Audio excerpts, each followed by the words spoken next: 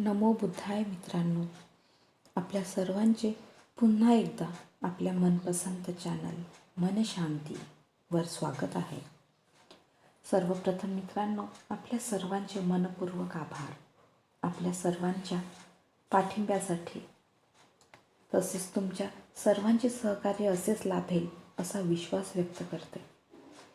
मित्रांनो, आपण मागच्या भागात भगवान बुद्ध आणि त्यांचा धम्म ह्या ग्रंथातील काही भाग वाचला होता. तर आता पुढील भाग बघूया. चला तर मग सुरू करूया पुढील वाचनास. उपभाग 4. असित मुनीचे आगमन. ज्यावेळी या बालकाचा जन्म झाला त्यावेळी असित नावाचे एक महान तपस्वी ऋषी हिमालय पर्वतावर राहत होते. असित ऋषीने पाहिले की अंतरिक्षातील देव बुद्ध या शब्दाची घोषणा करीत आहेत व त्याचा प्रतिध्वनी चोहोकडे उमटत आहे.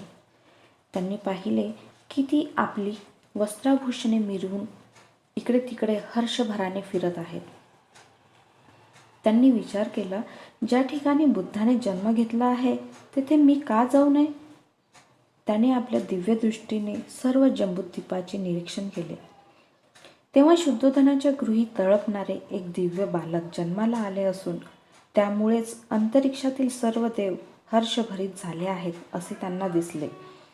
म्हणून ते महान ऋषी उठले आणि आपला पुतण्या नरदत्त याला बरोबर घेऊन राजा शुद्धोधनाच्या गृही आले व त्याच्या राजवाड्याच्या प्रवेशद्वारी उभे राहिले. तेथे त्यांनी लाखो लोक गोळा झाल्याचे पाहिले. तेव्हा ते द्वारपालाजवळ गेले आणि त्याला म्हणाले, अरे, राजाला जाऊन सांग, दाराशी एक तपस्वी उभा आहे. तेव्हा तो द्वारपाल शुद्धोधनाजवळ गेला आणि हात जोडून म्हणाला, महाराज, दाराशी एक वयोवृद्ध ऋषी येऊन उभे आहेत. ते आपल्याला भेटण्याची इच्छा व्यक्त करीत आहेत. राजाने असित मुनीकरिता एका आसनाची व्यवस्था केली आणि तो द्वारपालास म्हणाला, त्या ऋषींना आत घेऊन ये. तेव्हा महालाच्या बाहेर येऊन तो द्वारपाल असित मुनीला म्हणाला, कृपया करून आत चला. असित मुनी शुद्धोधन राजाजवळ गेले व त्याच्या पुढे जाऊन उभे राहिले. विजय असो राजा, तुझा विजय असो. तू आयुष्यमान हो आणि आपले राज्य सद्धर्माने चालव.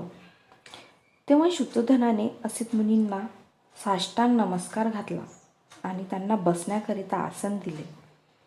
असित मुनी सुखपूर्वक स्थानापन्न झाल्यावर शुद्धोधन म्हणाला, हे तपस्वी, यापूर्वी आपले दर्शन झाल्याचे आठवत नाही. आपल्या आगमनाचा हेतू काय असावा बरे? आपण येथे येण्याचे काय कारण? असित ऋषी शुद्धोधनाला म्हणाले, राजा, तुला पुत्रप्राप्ती झाली आहे. तुझ्या पुत्राला पाहण्याच्या इच्छेने मी इथे आलो आहे. शुद्धोधन म्हणाले, मुनिवर, बालक आता झोपला आहे.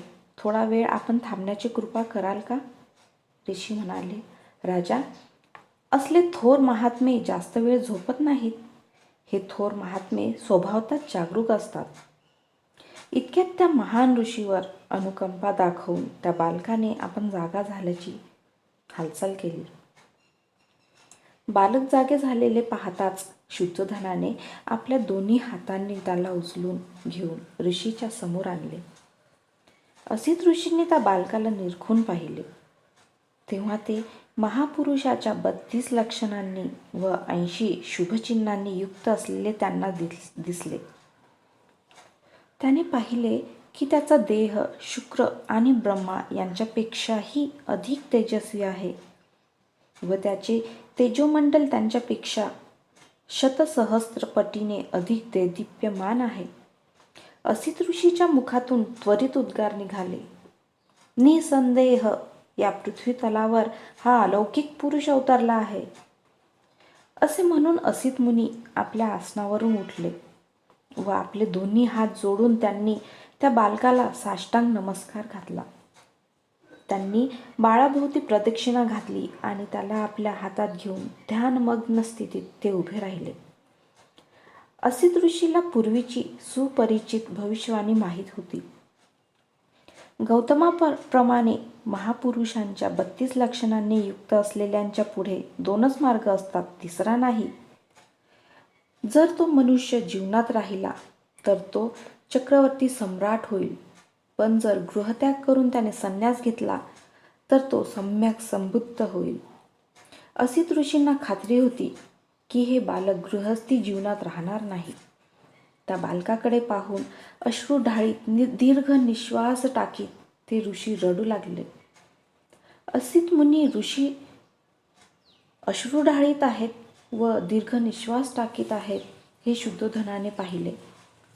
असित मुनी रडत असलेले पाहून शुद्धोधनाच्या अंगावर रोमांच उभे राहिले आणि त्यांनी व्याकुळतेने असित मुनीला विचारले, हे मुनिवर, अशा रीतीने का रडत आहात? अश्रू का ढाळीत आहात? दीर्घ निश्वास का टाकीत आहात? माझ्या बालकाचे भविष्य निर्विघ्न आहे ना? हे ऐकून ऋषी म्हणाले, राजा, मी बालकासाठी रडत नाही. त्याचे भविष्य अगदी निर्विघ्न आहे. मी रडतो आहे तो माझ्यासाठी. का बरं? शुद्धोधनाने विचारले. ऋषी उत्तरले, मी वयोवृद्ध झालो आहे. माझे आयुष्य आता संपत आले आहे. निश्चितपणे हे बालक बुद्ध होणार आणि ते परमोच्च अशी सम्यक संबुद्धी प्राप्त करून घेईल. तदनंतर आजवर या पृथ्वी तलावर जे कोणी करू शकले नाही ते धर्मचक्र प्रवर्तन हे बालक करेल. जगताच्या सुखसमृद्धीसाठी तो आपल्या महान तत्वांचा उपदेश करेल.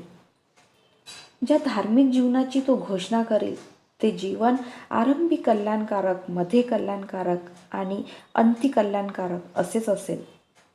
ते शब्द व शब्दांचा भावार्थ यांनी परिपूर्ण, शुद्ध आणि पवित्र असेच असेल.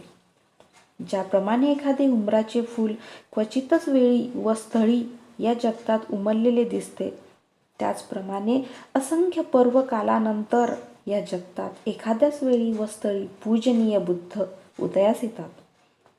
त्याचप्रमाणे राजा, हा मुलगा सुद्धा निसंशय परमज्ञान प्राप्त करून सम्यक संबुद्ध होईल आणि असंख्य जीवांना दुःख सागरातून तरून नेऊन परमसुखाची स्थिती प्राप्त करून देईल.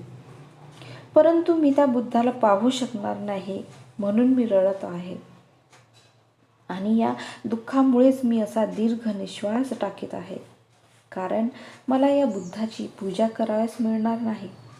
तदनंतर राजाने त्या थोर असित ऋषीला व त्याचा पुतण्या नरदत्त याला यथायोग्य भोजन देऊन संतुष्ट केले. त्यांना वस्त्रदान देऊन त्यांच्या भोवती प्रदक्षिणा घालून वंदन केले.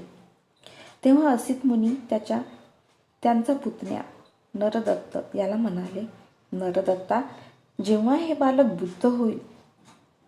बुद्ध झाल्याचे तू ऐकशील तेव्हा त्याच्याकडे जाऊन त्याच्या ज्ञान मार्गाचा अनुग्रह कर.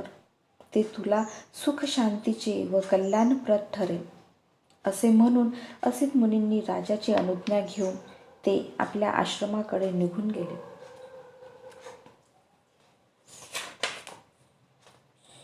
मित्रांनो, आजचे वाचन आपण इथेच थांबवूया. आपण पाहिले असित मुनीचे आगमन. आशा करते आपल्या सर्वांना आजचे वाचन आवडले असेल आणि आवडले असल्यास लाईक, सबस्क्राईब आणि शेअर करायला विसरू नका. धन्यवाद. तेरा भी मंगल मेरा भी मंगल, सबका मंगल होय रे. नमो बुद्धाय.